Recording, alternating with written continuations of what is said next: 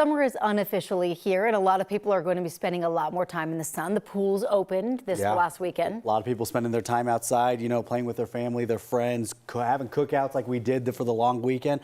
While you're outside, though, it is important to protect your skin with sunscreen. However, not everyone who's doing it is doing it correctly. So our 9 News health expert, Dr. Payal Kohli, joins us this morning. Good morning, Dr. Kohli. Why is it imperative that all Coloradans use this sunscreen? Especially for us here in Colorado, guys, a couple of things. One, we love to spend our time outdoors, right? The cookouts, the pool, spending time hiking. The other, we're actually a little bit closer to the sun. So we have less atmospheric protection because of the altitude. So the UVA and UVB rays here, they penetrate more deeply because there's less atmosphere to protect us.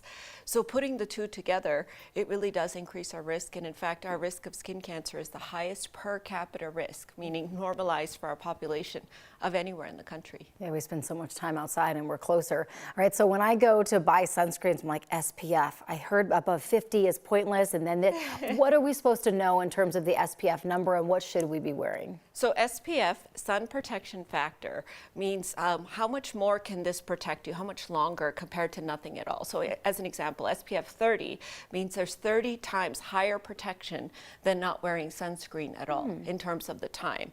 Now the SPF 30 lets through only 3% of the UVA and UVB rays. Compare that to SPF 50, which is 2%.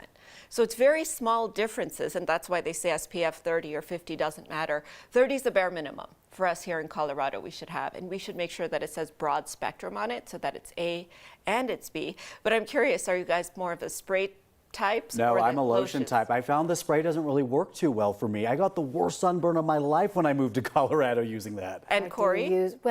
I use spray on myself and lotion on the kids. Yeah, so spray is more convenient, but it really does not work as well. And there are a few reasons for that. The first is when you spray it, some of it gets aerosolized, so very little gets on the skin. We actually use less of it than we do with lotion, if you think about it. They actually say you should be spraying for up to 6 seconds per area. Who does that? Right. They go, done. That's your bottle there, right? Right. Exactly. And then there's propellants in it as well. And then it doesn't penetrate quite as deeply because it's not as thick a layer. So really using the lotion, applying it every 2 hours, which we also forget to do. And if you're getting in the water, of course, making sure that it's waterproof. Those are the best ways to. And how soon before you step out in the sun should you be applying it too? Because often what we do is you go to the pool, you step outside, and then you start applying it. Well, really, we should be doing it inside, right? That's exactly right. But don't do it too soon before. Because if you do it like I do it right after I get out of the shower, then I eat my breakfast and I'm at home for a little while, then it's almost a little pointless because then it starts to rub off. Okay. So you kind of want to do it right before you go outside so you really have the biggest barrier of protection. What about like the mineral ones versus the regular ones? I mean, I think about like with me, I'm like, I'm an adult, my kids, I really worry about. And we should worry about because there are some chemicals in sunscreen that can be toxic. And think about our skin, guys. It's the biggest organ we have. So anything we put on it absorbs directly into our bloodstream.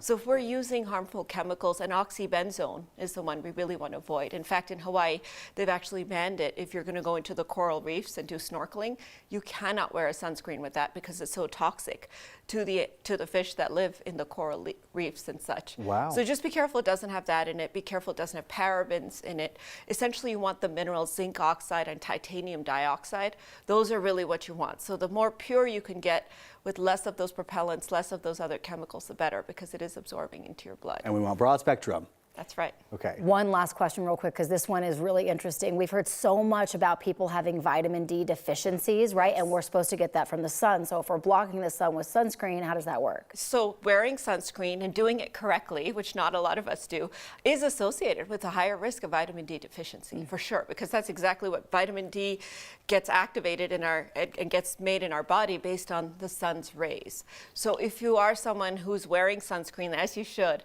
go and get that vitamin D level checked because your risk for deficiency could potentially be higher. Now, not wear sunscreen because you want to get your vitamin D up because then you're trading in skin cancer and aging and all the other things. But really get those vitamin D levels checked, make sure that you're replete and keep that level nice and high because that's good for our bones. This is not a catch-22. You can do both and have a happy life. All right, Dr. Kohli, thank you.